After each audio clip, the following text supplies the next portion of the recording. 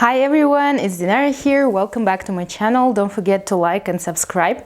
Today I wanted to talk about how to find your life calling. It's been a struggle for several years in my life because I didn't know what to do, what I want to do, what is my passion, and I didn't want to do something just to earn money. And my friends also keep asking me this question, and I read a lot of books, watched a lot of videos to understand what does it mean to find your calling and how do you find it. Today I wanted to share what I've learned through this journey, and maybe these tips and strategies will help you to find your calling too. So the first and main advice will be to get away from your usual setting, and that means going maybe abroad or going somewhere where you won't feel the pressure of your peers, the pressure of your family, or other societal pressures that usually make us do what we don't want to do. For example, I had a chance to go to Germany for 2 months. I've been there by the CCP program, and I had a chance to live in the forest for 2 months, away from my parents, away from my friends, and I got a chance to think, to listen to myself, and to understand what I truly want. What do I want to do for the several next years.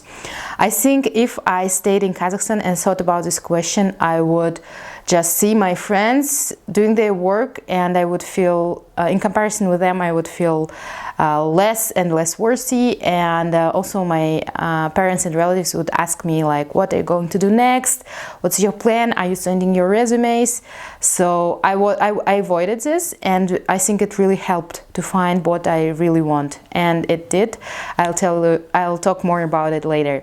So the first main important thing is to get away from your usual setting. The next advice is that you need to try different things, and you have your weekends. You don't have to quit your job because you have weekends, you have evenings to try out different things. And that's actually what I did. I had my job, but on the weekends I would tutor other people for IELTS. I would try programming, calligraphy, cooking. I tried different things. I was participating in different conferences, different events. There are many free events where you can try different professions and see if it's really working for you. Many people think that if you do something that you really like, if it's your calling, it will be easy peasy lemon squeezy, but in reality it's not, because starting new things can be hard, even if it's your passion, even if you like it. So here, how to differentiate whether it's really your calling. It might be hard, or it might be easy, but if it's hard, you have to think, does it spark joy? The third thing you need to know when finding your calling is that you don't need to think of something you will do till the rest of your life, because this is a huge pressure too, and this fear that you need to find one thing that you'll do till the rest of your life can be paralyzing, and you will be afraid to do anything, and you will stop finding your real calling.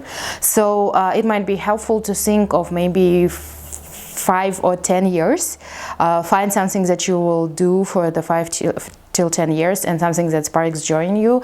And this might change, this might be adjustable, this might take different forms. So don't be afraid to first try out different things, and don't be afraid that this will be something you'll have to do till the rest of your life. The fourth thing that I wanted to share is that you need to make a research. You need to find out what are you choosing from, because there are so many professions that maybe you haven't heard of. For example, like extinct species revivalist, organ part creator, career strategist, TikTok director, and many else. So in order to know what you're choosing from, you need to know the pool, and you need to know that there are so many different things you can do, and try to choose from them.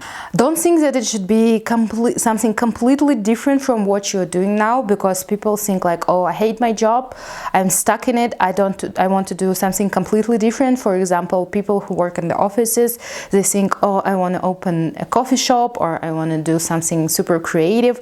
But in reality, you can just change the format. For example, I always loved teaching, and I thought like, oh, I won't be able to earn because there are not so many money in education, and I won't be able physically take so many students to earn money that I want to earn. But then I realized that I can open online school for IELTS preparation, and that way I'll keep doing what I like, but it will be in a different format. It will be more like a business, not like just tutoring. The sixth thing will hopefully help you to overcome your fear, because I know how hard it can be to overcome this fear. I was trembling when I sent my resignation letter because I thought, I have such an amazing job, I won't be able to find another job like this if I quit now.